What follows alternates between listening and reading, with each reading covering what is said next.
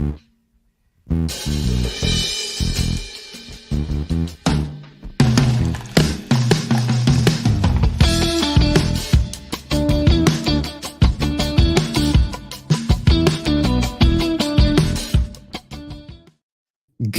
evening, good morning, good afternoon, wherever you are in the world. Welcome back to a new episode of Social Convos. I'm your host, Diego, together with my co host, Jean-Luc. Jean-Luc, how are we today? Well, we're doing the best we can. I had a weird last week. How about yourself? Doing fine myself. Actually went to get new glasses finally, or at least look for new glasses today, which was overdue for 2 years. So, uh, yeah, Was looking at glasses, was one of the things you were looking at smart glasses as well, or no?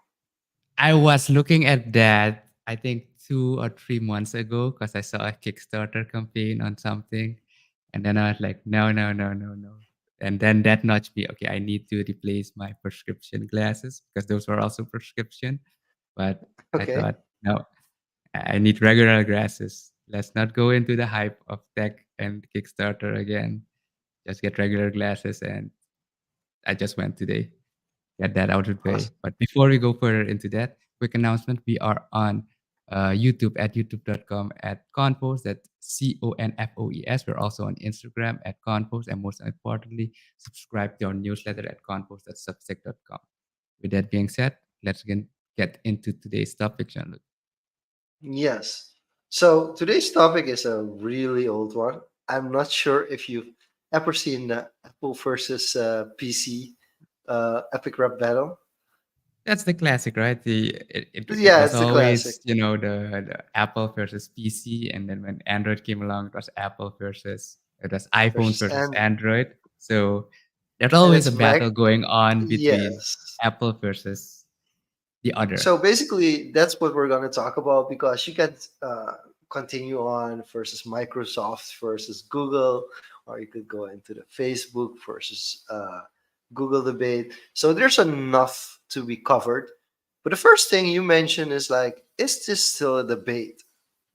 So I'm wondering to hear your hot take or not so hot take on the Apple versus PC debate. So let's go back in time, right? If you think about, Yeah. you know, it was in the 80s, especially when the first Mac came out and you had the the PC development in Silicon Valley. That whole debate between Jobs and Gates, it all started, and eventually PC won basically the mainstream retail market, and then Apple was kind of forced into the corner, and they branched out into the niche high end. You know, if you're a creator, if you're a creative, you need a Mac device. That was always the debate. If you're gonna use Photoshop, you need the Mac, etc. But if you work office, office job, yeah, PC is fine. That was kind of the positioning. But over the years, I'd say it's still there, but it isn't as like polarizing anymore. I find myself. It's more like, oh look, who came up with a new feature? Oh look, how are they gonna rebrand each other's features that they've Is it? Is introduced? it though? That's kind of how It's I'm seeing it, because okay. if you look at the developments in tech, it's parallels, right? It's copying off of each other, or maybe it's not copying, but things have been in the pipeline for 3, 5, 6 development years, and then the other party releases it, and then either Microsoft or Apple, they need to release it shortly after, or what Apple does, they wait to let the market figure out all the kinks, give all the feedback, and then they do that, and then they release it a year later, like we've perfected it, and then they rebrand it with a new name, like the the Retina display. Like it's just a display technology, just Now, has okay, hold been. on, hold on, hold on. You're going into real big details things already. So, one of the major differences is has always been functionality versus feel and culture, right? So basically, when we talk about Apple versus any other product, whether it's PC, whether it's Samsung, whether it's anything, it's that Apple always kind of looked at the kind of like Simon Sinek why kind of side as things saying like, hey, we do it because we think different instead of just the mainstream. Even though many Apple products are now considered mainstream, they're still considered away from the status quo. So for you as a purchasing Argue decision, the opposite. They have become the status quo.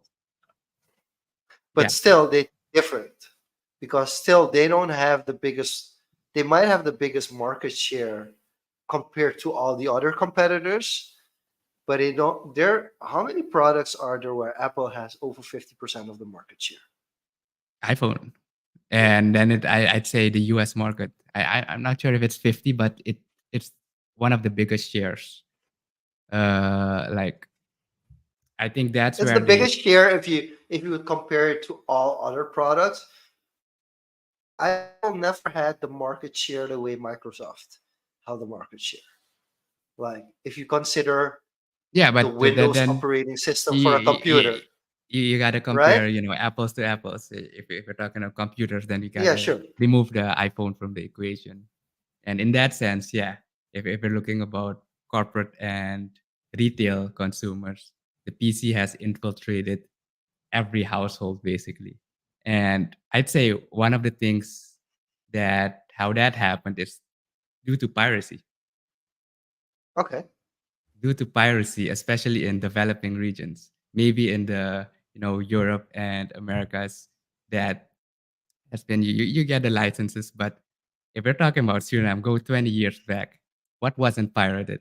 All the Microsoft platforms were pirated, whereas Apple, you had more proprietary and protection, or it was harder to get into, and they didn't have that much share as well. So I would attribute some of the success of that Microsoft had of dominating the PC space in general has been piracy. One of them at least. Okay, that's really interesting that you mentioned that. So you would say that if money wasn't as much as an issue, more people would use Mac or Apple products. Yeah, probably. I'd say, and then I've got to separate the markets again, right? If you're Yeah. talking U.S. Western world, maybe that's a bit different. But if you're talking the rest of the world, then yeah, if that wasn't an issue, like that premium side and that exclusivity, that accessibility, I'd say. But, but then there's also a difference between the US and the European market, right? Whereas you mentioned in the US market, they actually do have like a very big market share, and it's where to consider them to be different when they have like the largest market share versus the European market where they don't necessarily are that big, or even people are repelling and saying like, yeah, but I want to be different, so I don't have an iPhone, for instance. So Yeah, how so much of that is like, yeah. are we making the jump from PC to iPhone Yeah, I want devices, to talk mobile about because devices? Okay, you're yeah. saying iPhone like No, this. I wasn't even Yes. talking about mobile device. Okay. I'm talking about Um, PC versus Apple, like taking yeah. over retail, taking over, being in every household, being in every business as a Is core computer access point. okay. So, what other brands would you categorize in the MacBook category? I can you be more specific when you define So if categorize? you okay, so for me the major difference because I switched to MacBooks I think in 2009. That's when I made the permanent switch from laptops of any other brand to solely MacBooks. So I've been on Yeah, MacBooks, working on almost over MacBooks a for, decade. Yeah, yeah, 15 15, years. 15 years. And this Yeah. is my third MacBook, right? And I'm just, so the first one went around for, I think the first one went for quite long. My first MacBook I kept for eight And did years. you And then prior the to second one that? for six, seven, Yeah, 7 years. Yeah.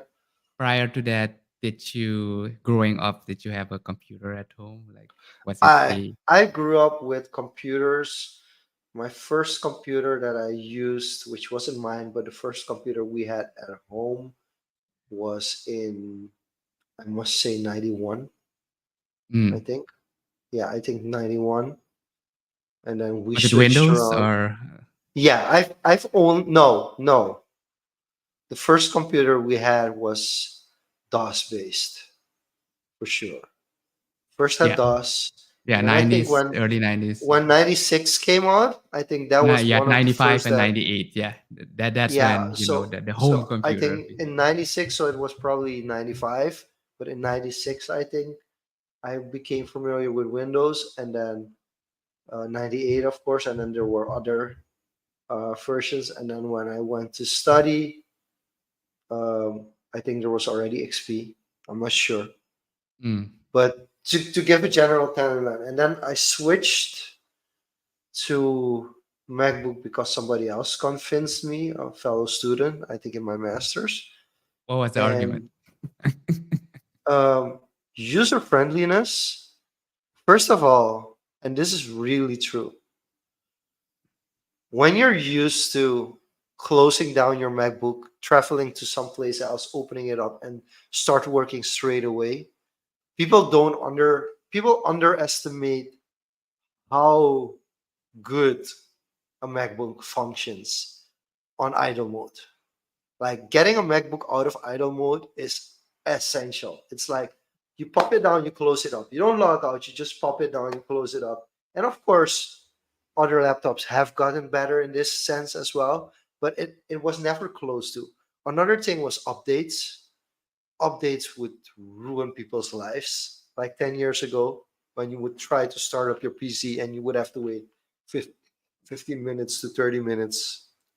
Basically, a MacBook only, the only reason a MacBook crashes is because you have limited disk space and you've been very neglecting towards your disk space, and you reach below a certain disk space, and the MacBook is saying like, "Hey, you should take better care of your storage."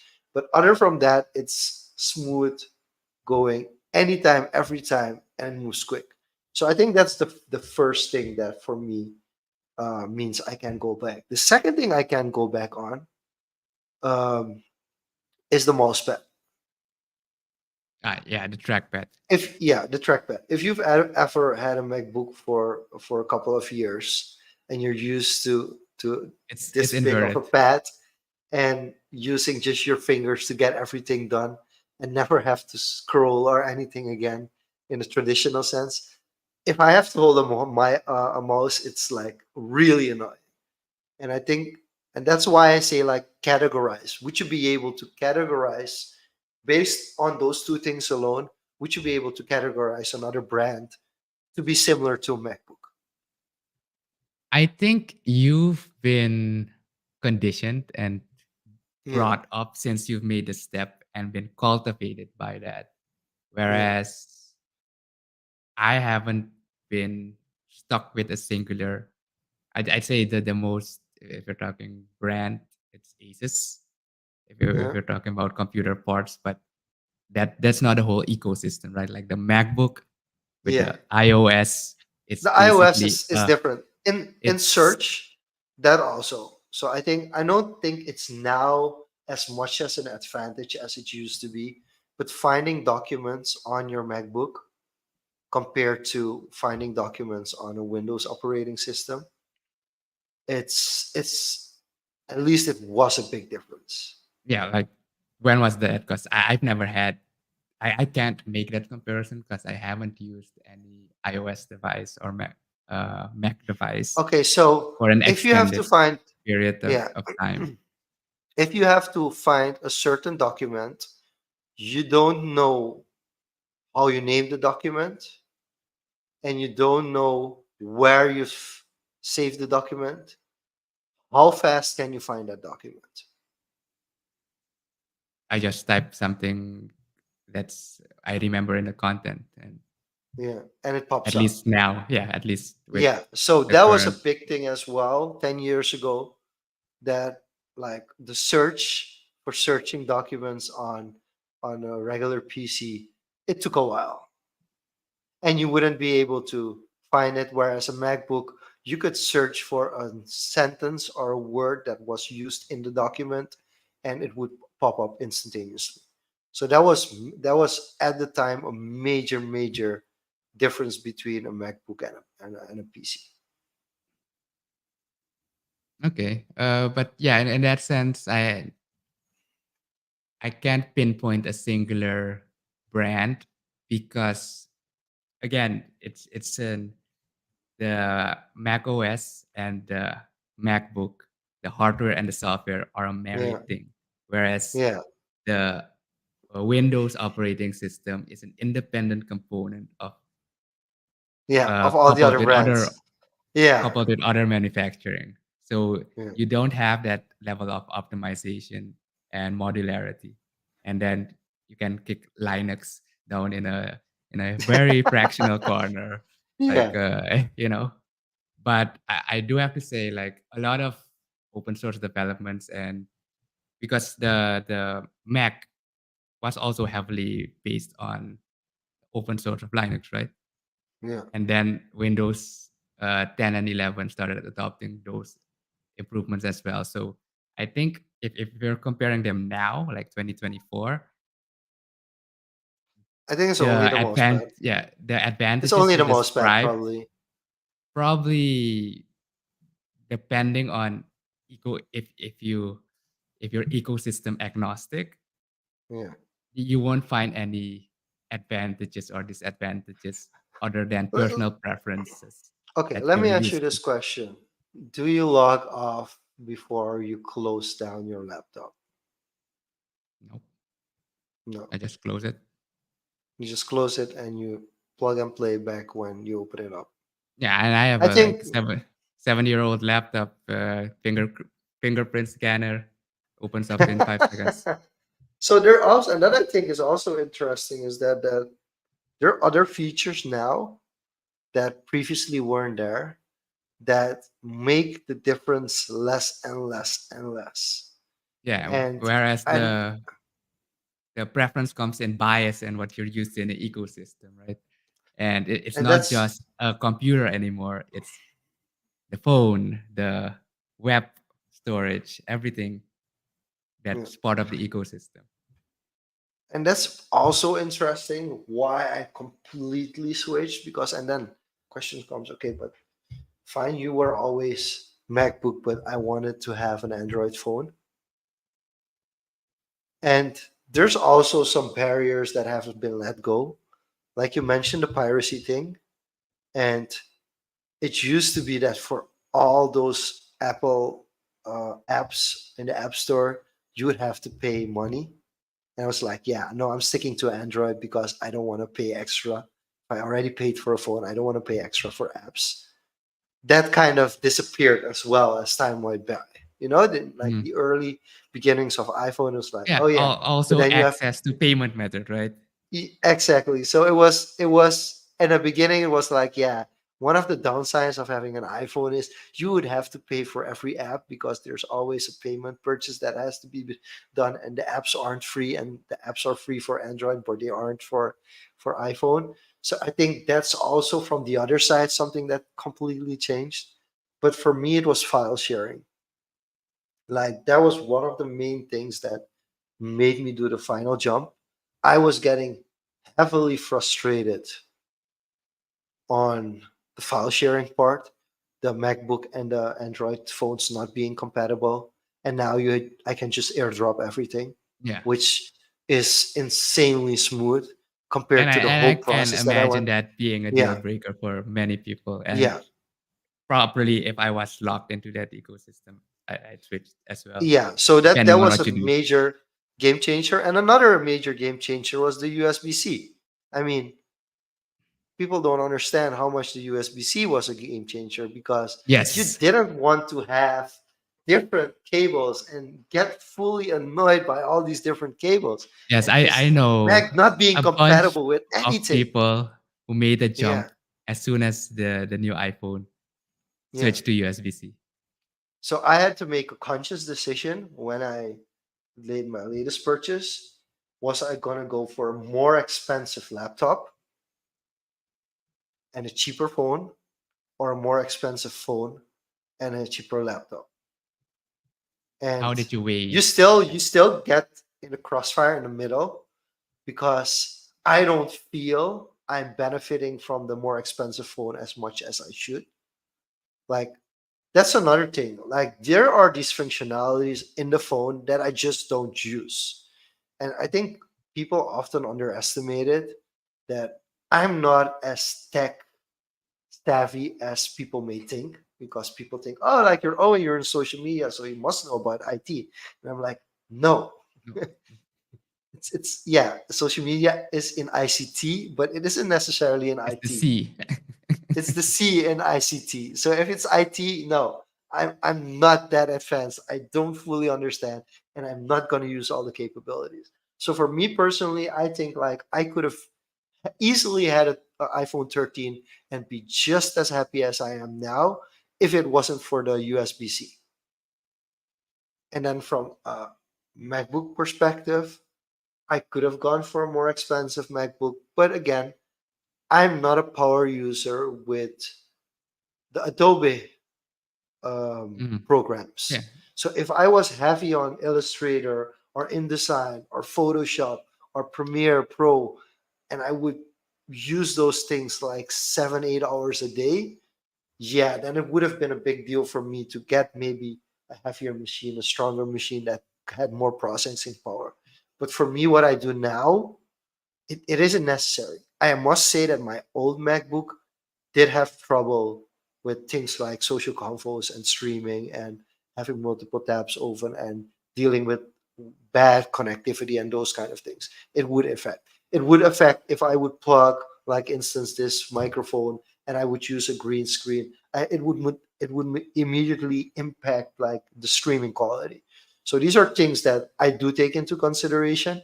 But other than that, like, I'm not a person that's really into the tech details of of the of the hardware that I buy, as it when it comes to above a certain point. So I do need a strong basis, but yeah, there's a minimum threshold, and then as soon as longevity, right? it catches the threshold, I don't really care that much anymore because I don't benefit as much. But I feel for you it's a little different. Yeah. So coming back to that debate, uh, one you already mentioned it. Mac had, the licensing, the software that you had to buy. That's another barrier to entry. Windows accessibility, especially the golden age of piracy in the 2010s, 2020, yeah, between 25 and 2010. Uh, Basically, I categorize that as a golden age of piracy, and but Yeah, it's I've done my slowly fair getting share as back well. though.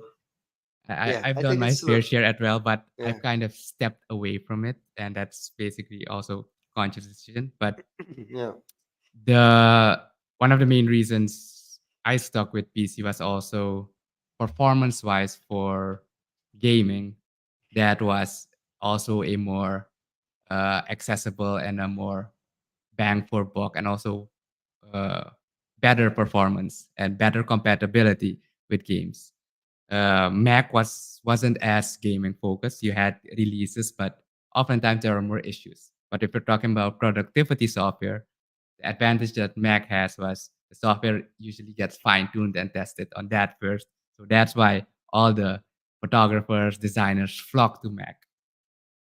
And then you had this debate again, about raw performance and optimized performance. But coming back to PC, yeah, gaming was a big driving factor, and you could basically build a PC in the 2010s, 2012 era, and you would be able to, if you had the top of the line hardware components back then, you could still play PlayStation 3, PlayStation 4, basically two generations of consoles with that same setup, yeah. right? I think So that's something I struggled with as well. I must say, like certain games, and then the XE opponent, like the file component, then they didn't have the DMG first files for it. So I almost had a situation where Yeah, I the, the, would the piracy want to scene wasn't as great. run my Yeah. Windows. I want to run my Windows on my MacBook just to be able to play a certain game, which I end up deciding not to do. But I do understand that being an issue, Yeah, and that now was even a on my loophole phone, creating a yeah, virtual yeah. machine. I think Hank just popped in a second ago. He's big on virtual machines, but I felt like virtual machines for me went a little bit too far, right? And it was like, yeah, I'm not gonna go that far just because I want to play a game. And that game is now also available on Mac. I still actually have to run not necessarily a virtual machine, but I still have to run a PC server on my MacBook Mm. before I can play that game. So I have to Yeah, first. and now they've developed a It's lot of interesting. Yeah. softwares and control spaces that make compatibility easier. Like they have packages that kind of simulate the environment so it doesn't break, the, No, but depending on where you run. it's really interesting that I just now realized that I still have to do a PC server and a launch command on my MacBook to play the game. So technically speaking, it's still not uh, it's still not the way it should be. And also, I think, and this is becoming more and more, but both Apple and other brands have phased out the CD-ROM and the disk space within laptops. Yeah, Like we're not even within gonna talk about anything, the floppy disks, but like 10 years like ago, it would still be even normal. It would be normal to have like a CD, a compact disc space in within your laptop, which is now like unheard of. It's not yeah, even what is normal that? anymore. I think, right? It's the same way we look at floppy disks, like Yeah, in the 2010s, yeah. It's because like that's completely phased out, even which is really the hard interesting. drives have been phased out. Like Yeah, they've all been replaced with SSDs, like the big yeah. 3.5-inch blocks are now SSDs, and those are Which is also being phased interesting. out and transitioned into even smaller, high performance SSDs, which is like Yeah, because I think that's really interesting because and we had a discussion at work that it looked like, yeah, we don't want external hard drives anymore. No, we want SSDs. And I'm like, yeah, okay, like I bought this one like 4 years ago, 5 years yeah, ago. This is like 500 gigs, and basically it's a thumb drive and it's yeah. USB-C, so you have that high speed performance. So you can just work off of it if you plug it in into So a laptop. at work we have like basically it's a plug. On one side it's the old USB input, and on the other side it's the new one. Yeah, this one comes with the adapter, right? You Yeah, just but plug it yeah, here. yeah, no, but it's basically both sides. So one, can you hold it up? Okay, Yeah, so one has, so it's basically a USB that's this size, and on one side it's the plug for the traditional USB, the other side is USB-C, so it's this small, and it holds, I think, 250 gig, 256 gig, and I'm like, but where's the storage space on the thing? So basically, it's just like this small, and it has 256 yeah, gigs, that's and I'm like, the micro SD cards now, right? yeah, They even go and to I'm one like, terabyte. but where's the space? Like I couldn't understand it. So yeah, that's definitely where we're moving towards, and all of these things that we used to have, and you would have to click it open, and then you would have to put a compact disc in it, and then close it down again, and all those kind of things are just phasing out so quickly that if people listen to this like 5 years from now, it's like, but Yeah, you had to what make are you even backups of talking about? everything. It's So like I using a only cassette have player. this thing for if I have large files, videos, photos to edit off and it's easy to transfer. But if you're talking about work documents, Word files, Excel files, presentation, these are stored in the cloud. So if something would have happened to my laptop or system, I just pick another one, log in there, get synchronized, and you have your whole So productivity suite. So basically, your drives, your external drives, are only for video and photo Productivity. content. Yeah, like uh, large data productivity. Okay. If it requires a few What's gigs or terabytes. what's the size that you say, like, if it's under this size, I will store it in the cloud, and if it's above this size, I will store it locally. Like I have 1 terabyte of cloud storage on OneDrive and 100 gigs on Google Drive. So I kind of have space for drive now. But Yeah. if you're talking like video projects, photo projects, like one project would take a few gigs, few 100 gigs, because of So the raw files. So those are going to on external drives. But so like from a finished products, productivity sports perspective, I'm just curious now. From a productivity perspective, does it make more sense to pay for your cloud storage to just pay a small amount a month, or would it make more sense to be more conscious with how you store your big data? like the thing is, once you're locked into it, once you have it, and this is what I've noticed, like I've been pushing it off the payment. I've been Yeah. using the free 2 gigs, 5 gig storage of Dropbox for years. I think I've used that free storage for 10 years or so. But then Microsoft came, and then you had the Microsoft 365 whole suite if you get the subscription, and then you get a family plan so you can share that space with 5 other people. So technically you have like 6 terabytes of cloud storage collectively between 5 people. You can put it on multiple devices. So you have licensed non-pirate safe software on the devices. So once you're locked into that, I would say it makes more sense to just pay the $100 subscription per year, because what you get for it, the ease of mind of having it in the cloud, and something might happen, your But laptop here's gets the stolen, thing, and you that can just cleaning it restore it. up, then when you so you either have to accept that you're gonna continuously pay, and it's becoming part of of things, your billables Yeah, but basically. on the long run, it makes sense. Like Yeah. if you're looking at a license, then an actual Microsoft license, how much was that?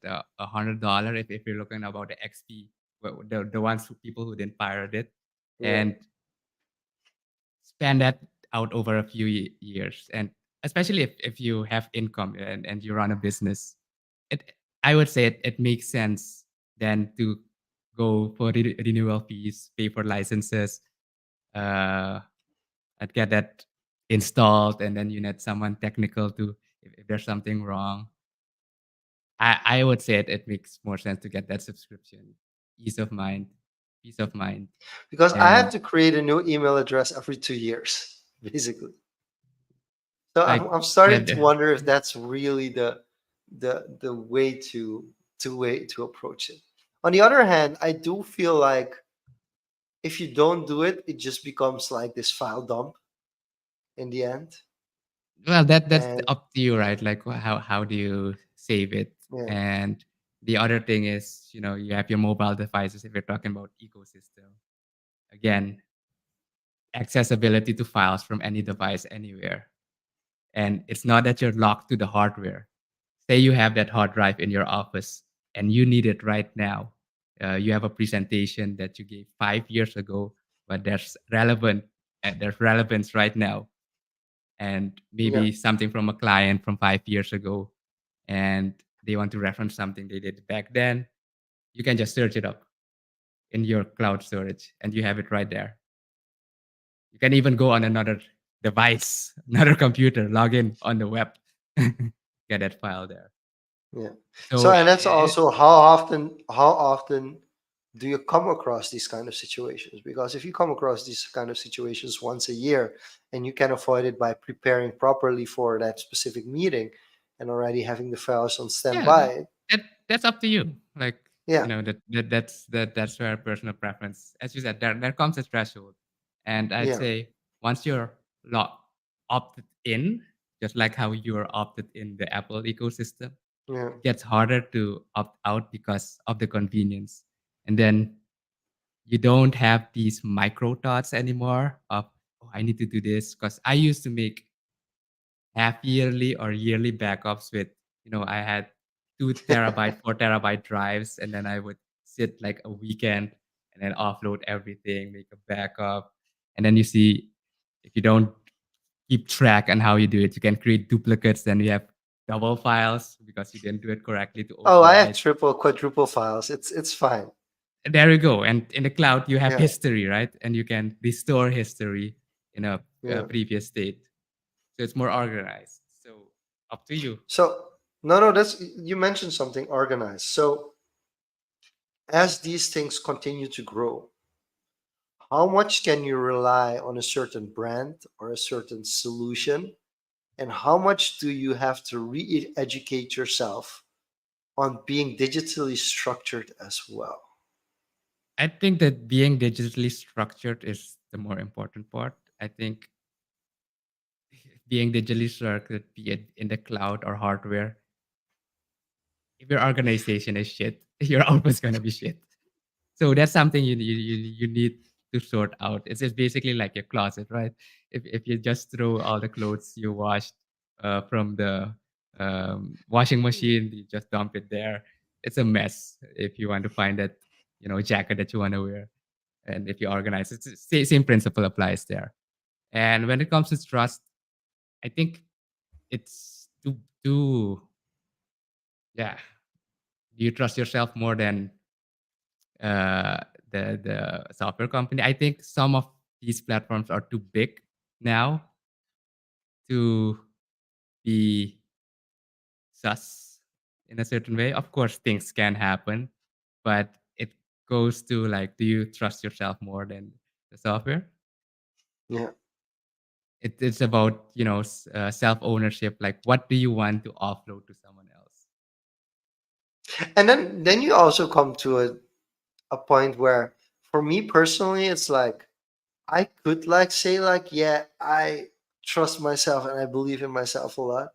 But if there's something that millions of people are using, I generally feel like, hey, why not just why not just use it? And Yeah, of course, the Google model has punished us for that. I mean, there's a Google graveyard, and the Google model yes, has yes. in some There were so instances, yeah, I for had some so there were instances, so I many mean, features. Google Podcast died, right? yeah. It's in the So graveyard as I'm well now wondering too. now, yeah. So what's your what um what product or service that is in the Google graveyard do you miss the most personally? Feel like, hey, this added something that I don't have anymore. There was this one Google Reader. Yeah, Google Reader. That was one I used a lot. You had to bookmark and save, and you had your personal feed, and then they just killed it. That was one of the ones. I really miss iGoogle. I really miss iGoogle. Do you I remember don't that remember. one? No, I actually don't iGoogle was a remember that. dashboard. iGoogle was a dashboard. So if you would start up like Chrome or any browser and you would have iGoogle, then you would have like everything in arm's reach. So you would have your Oh, to-do list yeah. and calendar in there, and then you would have like the first Basically, emails, a but then you web would desktop. also Yeah. it was a web desktop, and you could have like your music that you can, because now I have to start up Spotify separately. Oh, the other one, Google Music, Yeah. because you could So store your own local music there, yeah, and so then they but went fully. iGoogle had all those separate things integrated, and it was really like your landing page. So now when I get to work, I have to start up my system that we've worked on internally to have all the different tasks and all incoming tasks on the same in the same document or in the same software. Then I have to separately go to Spotify to start up my music when I start working. Then I separately have to start up our internal Slack communications and everything. So it's basically 5 or 6 tabs that I have to independently open up, whereas iGoogle would just have those on one display immediately.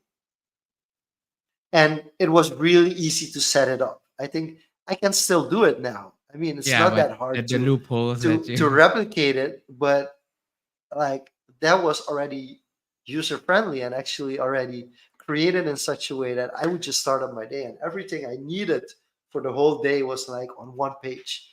So yeah, they kill those things off. But now I'm really curious because we've spoken now a little bit about brands and software and certain hardware that you would buy. What would be your main focus when you are looking into getting a new um, a laptop, for instance?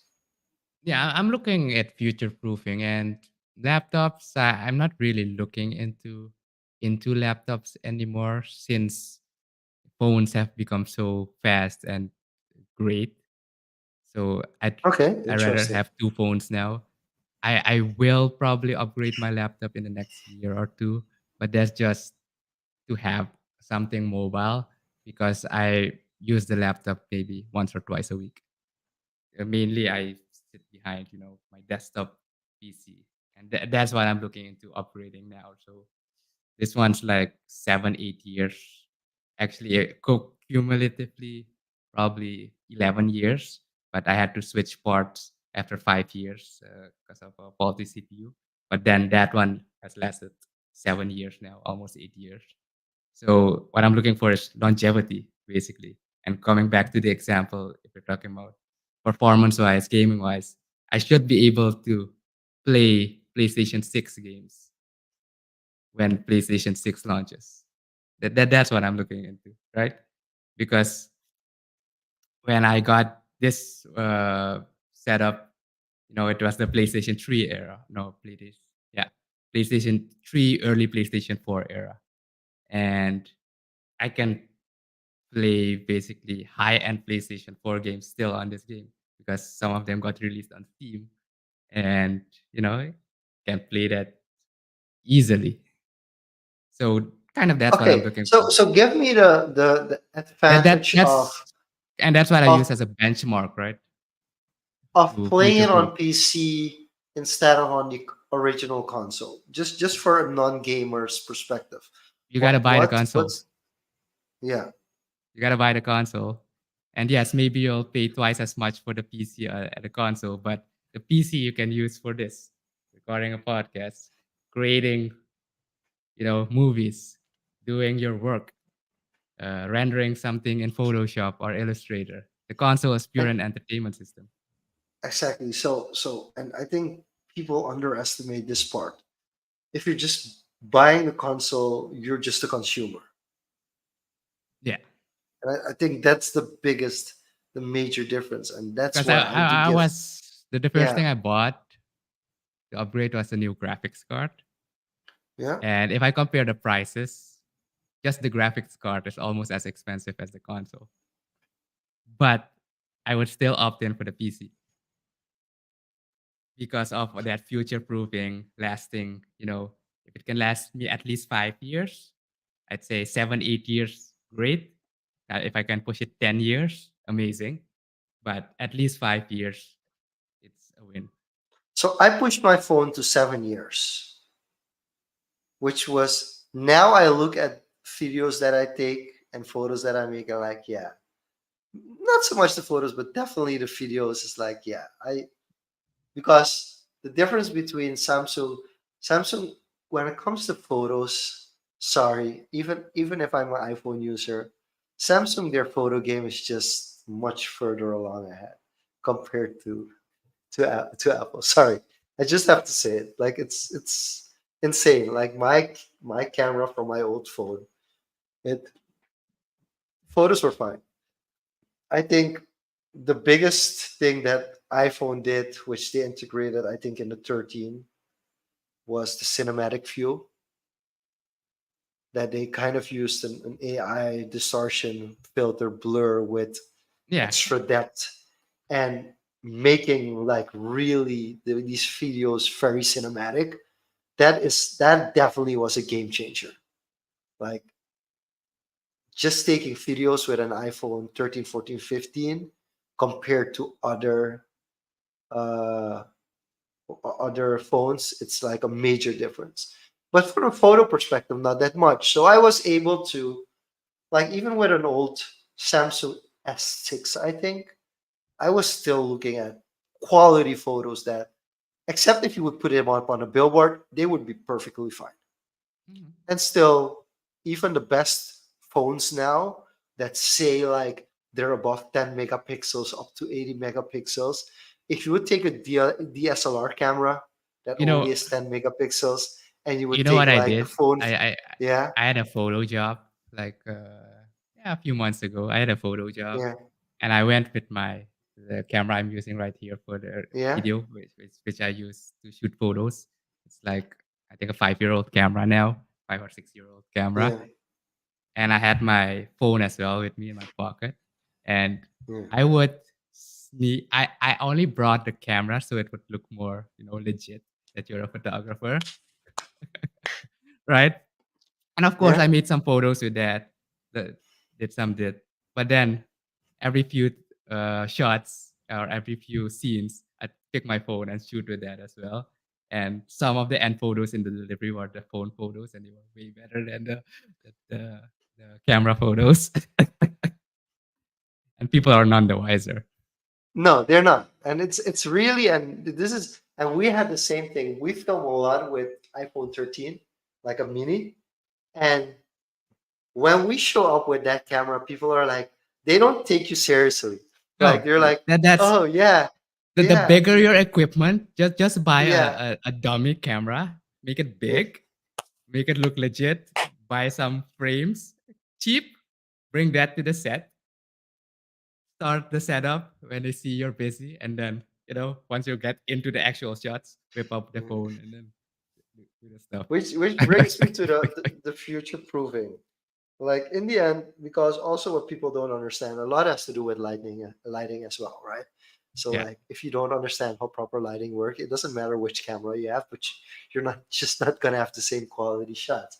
uh, and other basics. But aside from that, you're talking about future proofing, which brings us exactly to the point where the phone can actually now take some images and some video that actually the professional cameras, for some reason, it's harder to capture them. The thing is with the So cameras, the phones does a lot of processing for you, where for it you, looks closer to the exactly. end product. Whereas if you're So actually if you're gonna shoot full raw, of course it's not you, on the same level because that's an issue that I currently have.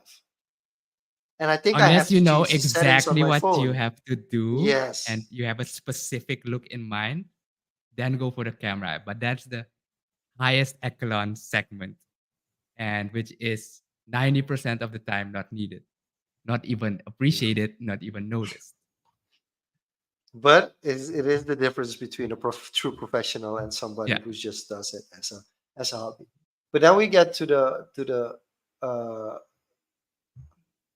this life cycle of these things, because I can imagine that a graphic card that you would buy in 2015, which used to be high end and really expensive, you can get Yeah. for really cheap now, and even a better Um, version. Or I is that still, are they kind of keeping the monopoly on graphic cards a little bit so they can still so get if you squeeze a little bit more money out of it? basically the card I bought now is actually 3 generations newer Okay. than the one I had previously, because it's like every 2.5 years that they cycle generations. So I have And how the much, exact same how big is the model. difference? Uh, it's hard to gauge, but it's night and day difference, right? Um, Basically, this you can easily do PlayStation 5 performance with this graphics card, where the old one starts to struggle at the high end PlayStation 4. Okay. So, How much and fun is how much fun is it to play on this kind of card a PlayStation 1 or 2 game? oh, it's actually better because on the PC you have performance mode and they tweak it. So the performance, oftentimes, if it's ported correctly, oftentimes better on the PC than on the first release of the console. Interesting. But of course, if it's Sony exclusive games, you usually have to wait a year or two before it gets ported. I recently played the new God of War, the first one. They haven't ported the second one yet, and Oh, that was an experience. and how important is our game patches for you? Are you saying like, no, I don't care that much for them? Yeah, updates just happens seamlessly. Steam, the Steam client, you know, just buy the game, downloads in your client. And what's amazing now, with Steam, I tested it out because we have a few more PCs in this room. You can actually install Steam on another PC, run the game on the computer that has the graphic card and everything, and stream it directly with minimum lag and play on the other PC through a local network. Okay. So I could technically just play on the big TV being streamed. So when we talk about connectivity, because we see it a little bit more even with shows like these, podcasts that are put up on a big television screen. Now, basically, the quality, there used to be a big quality difference, which they have kind of really improved quite easily. Yeah, Do you see more integration with regular television and even gaming, but also streaming, podcasts, any kind of consumerism, digital consumerism, moving towards the more traditional devices? like bigger screens. I'd say the trend I'm seeing, at least if I'm looking from my demographic, gaming, console gaming, you do on a big screen, usually 50 inches, 60 inches. That's the baseline now in a regular living room, if not 80 inches if you're going to the higher end. Uh, but for me, if you're looking at gamers, PC gamers, usually they have dual screens, but I prefer ultra wide. So either 34-inch ultra wide and then a second monitor for other stuff. So, and if you look at that, it's almost like a 45-inch TV screen. And And this is where, how loyal are you when it comes to that kind of tech? Do you have a preference when it comes to certain brands, or like no? As soon as I can objectively say that some brand outperforms the other, I don't mind switching. like my bias usually goes for Aces because of reliability and brand recognition, but there's brands popping up constantly and the innovation they're doing, and very niche products. So they focus solely on keyboards and then they excel at it. So I'd say the thing is you just gotta go watch reviews and you will see the reviews and the ratings. And if you see, 4.8 stars, 7,000 reviews, there's 7,000 reviews equals to a few 100,000 purchases with that rating, right? So yeah, are you gonna be sus about it? I think just just read the reviews. I'm not particularly loyal to a certain brand, but I'd say Asus would be the benchmark, and then I'll compare something similar to that, and then see the reviews. And oftentimes I'll So, go for the other brand because but they're more it still competitive and objectively has to outperform the baseline, which is Aces, right? not outperform per se, but it should have the minimum performance and that longevity, that quality. So it shouldn't fail after 2 years. Okay. And sometimes it's just bad luck, right? Sometimes you just have bad luck with electronics. Nothing you can do about it. But again, life cycle wise, at least 5 years, sweet spot 7, 8 years. If I can push it to 10 years, that's a win. All right. Final question from my side. Will it be more likely that they'll be able to bring the gaming to mobile gaming on your phone, or more likely to bring the gaming to virtual reality?